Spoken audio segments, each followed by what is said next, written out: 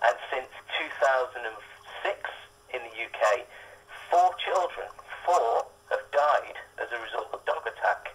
Now, in each of those cases, the children were killed by grandparents' dogs, with the exception of one.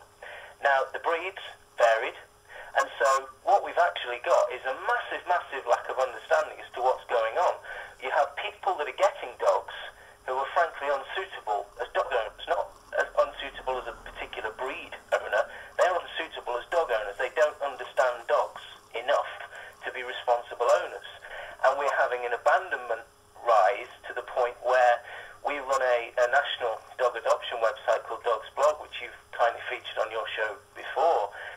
There are 100,000 dogs or more in shelters at any one time in the UK, and that's a figure that blows a lot of people's minds. They just can't get their head around it.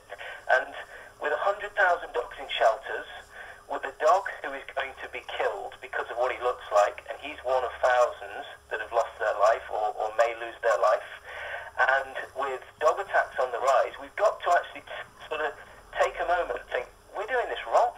This isn't right. We're not winning here. We're losing this battle. And so the government has got its role to play. The government could end cases like Bruce's overnight. It could simply say, we got that one wrong. In 1991, the Dangerous Dogs Act was opposed by the Labour government. They opposed it. They said it's a bad law. Politicians have gone on record of saying it's one of the worst laws that we've ever had, because it simply hasn't done what it was meant to do. And I see all that, and I think that's great, they acknowledge it. We still have it. We've still got the law, and then dogs like Bruce have to suffer from it, and what his owner must be going through. I can only imagine what it must be like to have your dog taken from you, from somebody who says, we accept he's never done anything wrong, but we're going to kill him anyway. I can't imagine what that's like. So I've said this before, and I'll say it again. We have no right whatsoever to call ourselves a nation of animal lovers whilst we've got all of these negatives going on. We have to do something differently. My view is a dog ownership suitability test, is the fact that people shouldn't be allowed to get a dog before they've proved themselves competent and responsible. And I think if we were to do something as radical as that, we could expect some radically different results, because we do need them. All right, well, anybody listening, if you want to pose a question to Ryan, I'm sure he'll be happy to have a chat with you. We've had a caller in who asks, do certain breeds of dogs have a dangerous temperament or a greater propensity to attack people before you factor in their respective upbringings? My experience is no. Now, some people would argue, but weren't these dogs bred to fight? In their history, absolutely. Nobody's disputing that. They were bred to fight, but what people miss the point on is they were bred to fight other dogs, not people. There's never been a dog bred that's intention was to fight people. And so in the sick and twisted underground world of dog fighting, what you will actually find is those dogs, which are pit bulls, if they show even the merest hint of aggression towards people, they get put down. Because in that sort of sick, and I hate to use the word sport, but if you have one of those dogs who is being aggressive towards its handler, that would be like trying to train a boxer who was taking a swing at you in between rounds. So those breeds tend to be selectively bred for being non-aggressive towards people. And so to answer the question, my experience has been, if you get a dog of any breed who has a nervous disposition, that's the sort of dog who you have to watch. I mean, I've been bitten in kennels by collies, I've been bitten by lots of toy breeds, by lots of small breeds, and the breed that's bitten me more than any, and this may surprise you, is the good old Andrex puppy, the Labrador. I've taken more bites from Labradors than any other dog breed, and so you won't hear about that in the newspaper when a Labrador bites somebody, but if a Rottweiler bites somebody, you can guarantee you'll hear about it. So what it does is it kind of spreads this myth. Now, getting stats on dog bites is really hard, but the only ones that we have got is that the dog identified as admitting the most people to hospital in the UK with dog bite even come close to another species that admits more people to hospital with bites, and that's people. People bite more people than dogs do, which, just kind of says it all, really, that we do have an issue where we need far, far greater education of dog owners, but ultimately what we're trying to do by having a law that we've got is trying to kind of just guess at dangerous dogs being dangerous because they look a certain way. And we've had the law for nearly 20 years. It's gone horribly wrong, hasn't protected anyone, has cost dogs their lives, has ripped owners' families to pieces, and it's about time that we got rid of it. All right, well, more dog love in a moment with Ryan O'Meara. Let's have a musical break. This is Desmond Decker. If you really want. Ryan O'Meara, I keep getting his name wrong. Ryan O'Meara from K9 Magazine is on the phone.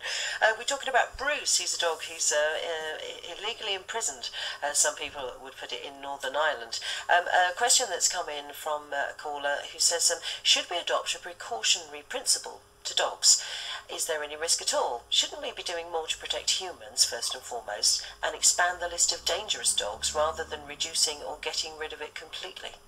First two parts, the answer is yes. Should we be taking a precautionary approach to dogs? Absolutely, 100%. Should we protect humans first and foremost? Couldn't agree more. Should we expand the list of breeds? Absolutely not. The definition of madness is to do the same things and expect different results. So if we're going to be expanding the list of breeds, how do we determine that? Because of the fact, as I said earlier, you can go all the way down the spectrum and find dog breeds that have caused injury, even death, and it's impossible. Where this is something called breed-specific legislation. That's the term for it. Breed-specific legislation, wherever it's been implemented in the world, has failed. There isn't a single place on planet Earth where this law has been implemented and people have been able to say, see what we've done, we've made a great success and we've driven down dog attacks. It doesn't work. As a concept, it's as bad as any law or idea that anybody's ever come up with.